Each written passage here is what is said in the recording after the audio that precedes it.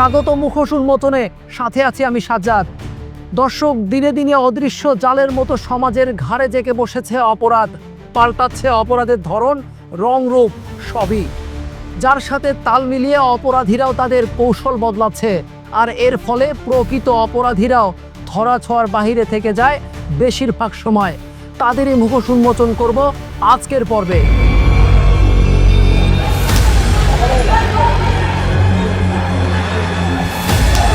সবাই মিললে আমারে কোপাইছে, নিষ্ঠুরভাবে মারা হচ্ছে, কিন্তু এটা লোকজনকে।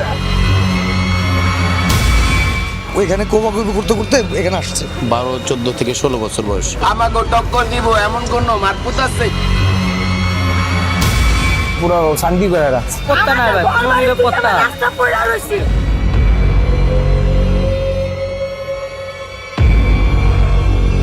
দর্শক, আজ আমরা ঢাকার বুকে এমন এক জায়গার অন্ধকার মুখোশ সরাবো, যেখানে অপরাধ, মাদক আর ভয়ের রাজত্ব চলে বছরের পর বছর।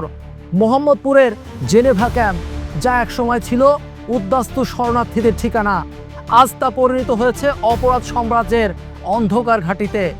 মাদক, খুন, গ্যাং কালচার আর রক্তক্ষয়ী হানাহানির জন্য কুখ্যাত এই ক্যাম্প যেন রাজধানীর বুকের ভেতরে এক লুকানো দুঃস্বপ্ন। জেনেভা ক্যাম্পের সরু অলিগলিতে দিনের বেলা হয়তো সাধারণ মানুষের হাঁটা চলা দেখা যায়, কিন্তু রাত নামলেই অন্য এক চেহারা ফুটে ওঠে।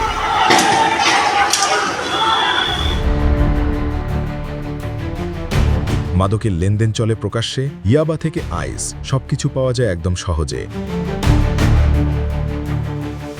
এখানে মাদক শুধু ব্যবসা নয়, এটি একটি সংস্কৃতি হয়ে গেছে। বহু পরিবারে একাধিক সদস্য আসক্ত, আর ব্যবসায় জড়িত পুরো পরিবার। স্থানীয়দের দেয়া তথ্য অনুযায়ী প্রতিটি গলিতে 2-3টি মাদক বিক্রির পয়েন্ট থাকে। কিশোর বয়সী ছেলেরা খুচরা ডিলার হিসেবে কাজ করে, আর তাদের পেছনে থাকে বড় সিন্ডিকেট। এই সিন্ডিকেট শুধু ক্যাম্পের ভেতরে সীমাবদ্ধ নয়, ঢাকার বাইরে পর্যন্ত নেটওয়ার্ক বিস্তৃত। আইন শৃঙ্খলা বাহিনী বহুবার অভিযান চালালেও অপরাধীরা আবারও ফিরে আসে। ক্যাম্পের ভেতরে পুলিশের প্রবেশ সবসময় সহজ হয় না।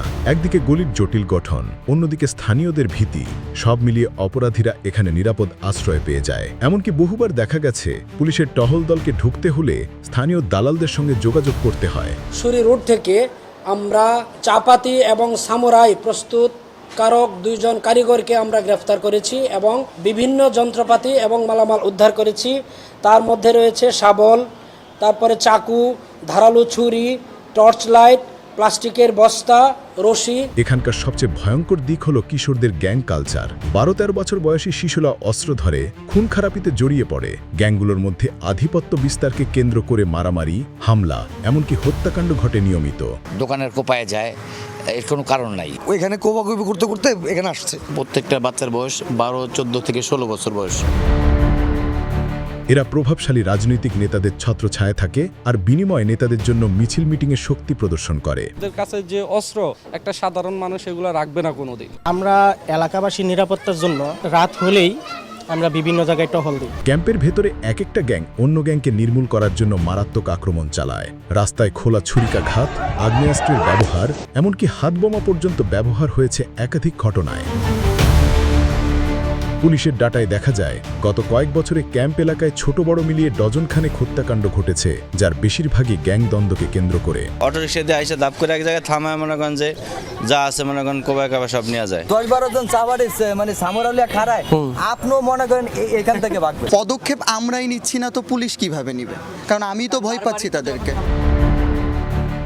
প্রতিদিন ক্যাম্পে কোটি টাকার মাদক লেনদেন হয় বলে দাবি স্থানীয়দের। এখানে যারা বড় সিন্ডিকেট চালায় তারা বিলাসবহুল ফ্ল্যাটে থাকে, দামি গাড়ি চালায়, অথচ নিয়ন্ত্রণের সুতো ধরে রাখে ক্যাম্প থেকেই। চাঁদাবাজি তো এটা মানে এদের কাছে পান্তা ভাত। পিছে তো অবশ্যই কেউ ছিল যারা মনে করেন যে বাচ্চা কাচ্চারে ব্যবহার করে। 9 জনকে আমরা গ্রেফতার করেছি এবং তাদের কাছ থেকে ডাকাতি করার বিভিন্ন যন্ত্রপাতি এবং মালামাল উদ্ধার করেছি। এই টাকার ভাগ যায় রাজনৈতিক নেতাদের কাছে, এমনকি দুর্নীতিগ্রস্ত আইন শৃঙ্খলা বাহিনীর কিছু সদস্য এতে লাভবান হয় বলে অভিযোগ আছে। কিছু সংঘবদ্ধ মাদক ব্যবসায়ী, তারপরে আর অন্যান্য কিছু স্বার্থবাদী গোষ্ঠী, তারা নিজেদের প্রভাবকে শক্তিশালী করার জন্য বিভিন্ন ধরনের মহড়া এবং শোডাউন করছিল। এর প্রেক্ষিতে পুলিশের পক্ষ থেকে সেখানে নিয়মিত অভিযান পরিচালনা করা হয়, ব্লক রেড পরিচালনা করা হচ্ছে। দর্শক দেখতেই পাচ্ছেন, এটি শুধু অপরাধের গল্প নয়, এটি একটি প্যারালাল সোসাইটি যেখানে রাষ্ট্রের আইন ভিন্নভাবে চলে আর ক্ষমতার রাজনীতি টিকিয়ে রাখে এই কালো ব্যবসাকে। কিন্তু প্রশ্ন হলো, এই ভয়ঙ্কর পরিস্থিতি তৈরি হলো কিভাবে? জেনেভা ক্যাম্পের ইতিহাস শুরু 1971 সালের মুক্তিযুদ্ধের পর। এখানে পাকিস্তানপন্থী বিহারি সম্প্রদায়ের মানুষদের রাখা হয়। প্রায় 25,000 মানুষের জন্য তৈরি শিবিরে আজ প্রায় 1 লক্ষাধিক মানুষ বাস করছে।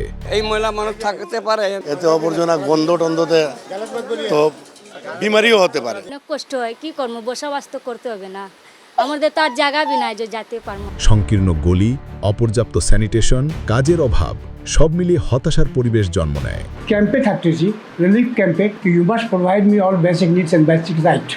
কি আছে আমাদের কাছে? কিছু নেই। এখন আমাদের যে জন্ম পোলাপান, এরা কি করবে? এরা কি পাকিস্তানি অথবা ইংল্যান্ড অথবা ইন্ডিয়ান অথবা কোন জায়গা? প্রথম প্রজন্ম যুদ্ধ পরবর্তী সময়ে স্ট্যাটাসহীন হয়ে পড়ে।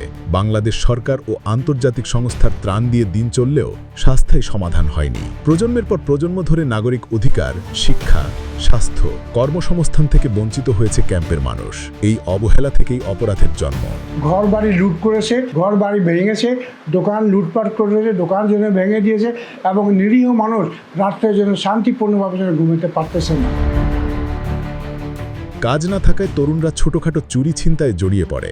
পরবর্তীতে রাজনৈতিক নেতারা তাদের ব্যবহার করতে শুরু করে ভোট ব্যাংক আর পেশি শক্তির জন্য। ধীরে ধীরে ক্যাম্প পরিণত হয় অপরাধের স্বর্গরাজ্যে। সন্ধ্যা হলেই ককটেল আরম্ভ করে। উভয় পক্ষ যারা যারা এটা বেচে, উভয় পক্ষের জন্য এই একে অপরকে জন্য আঘাত করতে চেষ্টা করে। ক্যাম্পের মানুষদের অনেকেরই এখনো জাতীয় পরিচয়পত্র, পাসপোর্ট বা জমির কাগজপত্র পায়নি, ফলে তারা রাষ্ট্রীয় সুবিধা থেকে বঞ্চিত। এই আইনি শূন্যতাকে কাজে লাগিয়েই অপরাধীরা তাদের নিয়ন্ত্রণ করে। 1980-90 দশকে রাজনৈতিক নেতারা ক্যাম্পের ছেলেকে ভাড়া করে মিছিল মিটিংয়ে ব্যবহার করতে থাকে। বিনিময়ে তাদের অপরাধের শাস্তি থেকে রেহাই দেওয়া হয়। এই সংস্কৃতি এত গভীরভাবে গেঁথে যায় যে আজও তা চলছে। কিন্তু একজনের একটা মোবাইল লইয়া গেছে, আগে দিছে কোপ। একসাথে জড়ো হয়ে আমার ভাইকে দিনে দুপুরে তাকে খুন করছে। এখানকার শিশুদের অনেকেই স্কুলে যায় না। গলির ভেতরই খেলার ছলে তারা অপরাধে জড়িয়ে পড়ে। বিচার দিবি কার কাছে রে? মন্ত্রী আয় আমগো কাছে, আমাগো টক্কর দিব এমন কোন মারপুত আছে? এক সময়কার শরণার্থী শিবির এখন অপরাধের কারখানায় পরিণত হয়েছে। সবাই মিললে আমারে কোপাইছে চাপাটি দিয়া। আমি বিরিয়ানি বেচি, দিন কামাই দিন খায়। 8-10 জন মিললে আমার ওখানে নিয়ে গিয়া কোপাইছে। আমার জীবনটা নষ্ট করে দিছে, আমার হাতটা আর চলবো না। ওরা কি চায়, পুরা কি ওরা কি নিতে চায় না, কোনো কিছু করতে চায় ওরা না জানে। দর্শক, এতক্ষণ আমরা দেখলাম জেনেভা ক্যাম্পের অন্ধকার চিত্র, কিন্তু এখন প্রশ্ন, আমরা কিভাবে এই অন্ধকার থেকে আলোর পথে ফিরতে পারি? অপরাধের এই দুষ্ট চক্র ভাঙা সম্ভব যদি রাষ্ট্র, সমাজ আর সাধারণ মানুষ একসাথে এগিয়ে আসে। জেনেভা ক্যাম্প শুধু অপরাধের গল্প নয়, এটি আমাদের ব্যর্থতার প্রতিচ্ছবি। সেই ব্যর্থতাকে জয় করাই এখন বড় চ্যালেঞ্জ।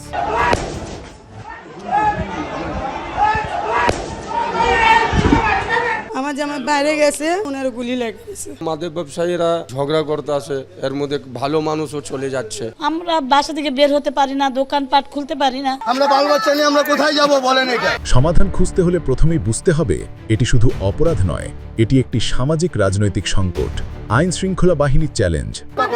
আমরা আমাদের কোনো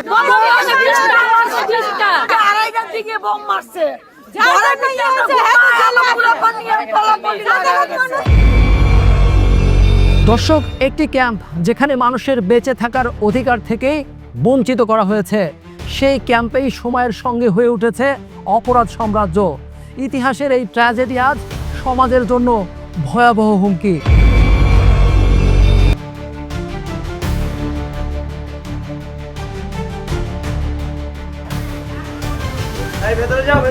বহুবার র্যাব ও পুলিশ অভিযান চালিয়েছে, কিন্তু সমস্যার স্থায়ী সমাধান হয়নি।